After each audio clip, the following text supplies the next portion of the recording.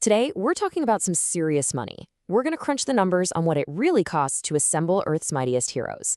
From six-figure gambles to nine-figure fortunes, we're about to unpack the biggest paydays in the entire Marvel Cinematic Universe.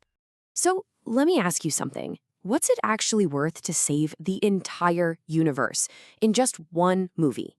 What's the price tag for one actor in one film to face down Thanos and save all of existence? It's a number that might just blow your mind. $75 million. Yep, that's the record. That is the high score for a single movie. And stick with me because by the end of this, you'll know exactly which Avenger cashed that insane check. But first, we gotta understand how we even got to a number that big.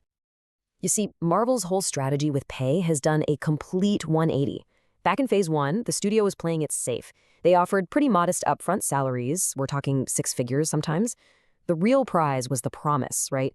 Stick with us, the franchise will grow, and so will your paycheck. But now? Well, now the MCU is a certified multi-billion-dollar juggernaut. So the new heroes, they get massive paychecks from day one.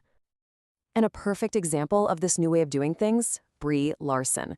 As the first female lead to get her own MCU film, she walked in the door when the franchise was already a titan.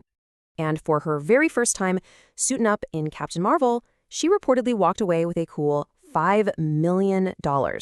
Up front, that is just a completely different universe compared to what the original Avengers got for their first movies. All right, you ready? Let's get into the countdown. And kicking things off, we've got the one and only Star-Lord, Chris Pratt, whose pay has grown right along with the MCU's. So for his seventh time playing Peter Quill in Guardians of the Galaxy Volume 3, Pratt reportedly took home $7 million. And you gotta remember, that's just his upfront salary. This doesn't even touch the back-end deals he almost certainly had for being in $2 billion Avengers films. That's where the real money starts to stack up. Okay, next up, let's enter the mystic arts. Benedict Cumberbatch's Doctor Strange quickly became like a central pillar of the whole franchise, especially in the later phases. So for his sixth time wearing the cape in Doctor Strange in the Multiverse of Madness, Cumberbatch conjured up a reported $7.5 million. Not a bad haul for a trip through a pretty wild Sam Raimi horror movie, right? Now we've got a guy who doesn't just star in his movies, he helps write them.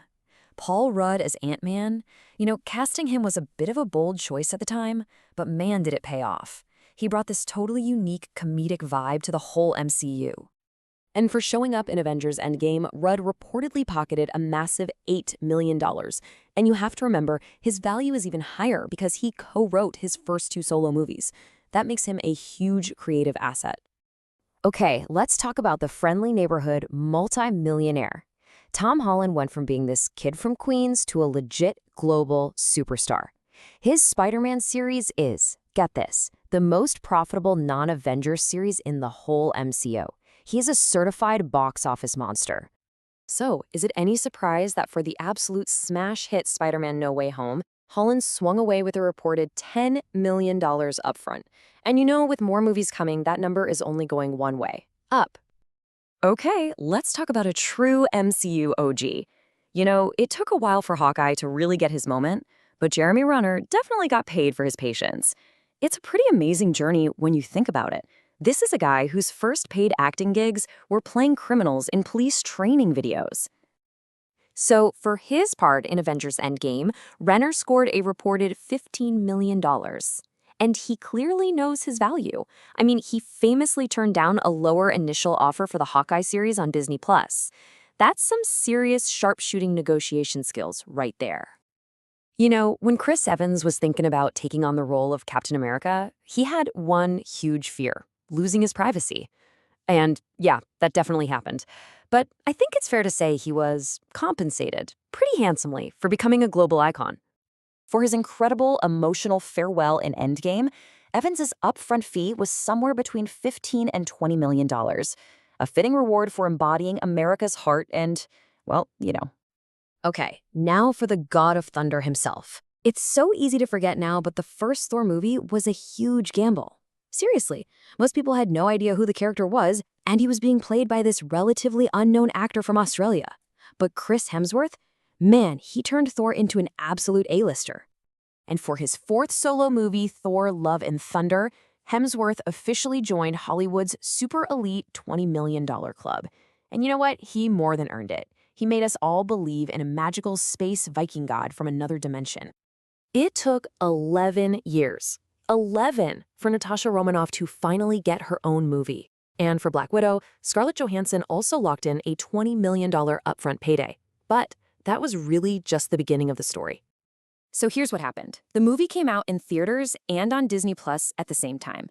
Johansson's team argued that this move totally tanked the box office numbers, which her bonuses were directly tied to. So she sued. Now, the final settlement was kept private, but some reports estimate it could have doubled her initial $20 million. Wow. And that brings us to number one. It all started with this one line, a moment that almost didn't happen. It was only possible because the director, Jon Favreau, fought tooth and nail to cast Robert Downey Jr. It was a decision that literally defined the entire MCU.